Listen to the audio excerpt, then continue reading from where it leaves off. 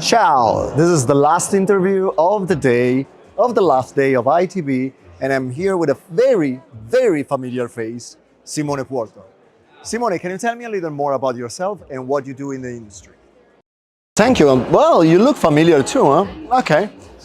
Simone Puorto here. I've been in the industry for 26 years now, mainly in hospitality consulting, tech, and advanced technology. Published 5 books.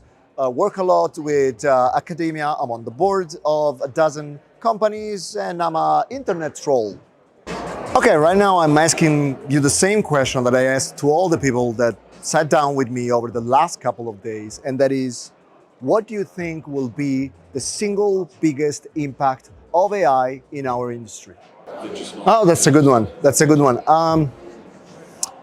I would say conversational reporting is something I'm very passionate about. My take is that in the next few years, we will finally move away from Excel files and BIs, and we will get like a real conversational platform where we can get our data and we can wake up at every level, executive level, and ask a question directly into we can call it a chatbot if you want, and get a straight answer without going through analyzing reports, analyzing Excel files, or buying very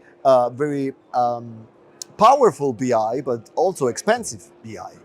And another thing that is really happening and is probably going to go faster and faster and faster is agentic AI.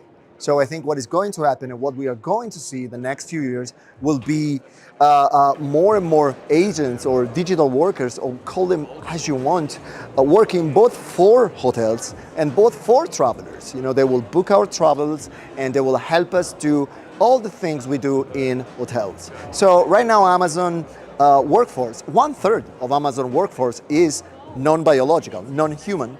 I don't think we will get there anytime soon in the hospitality space, but it will happen at some point. Well, thank you so much, and let's talk again next year. Bye and ciao. Well, thanks to you, and we'll definitely meet again, I think very, very, very soon. Ciao.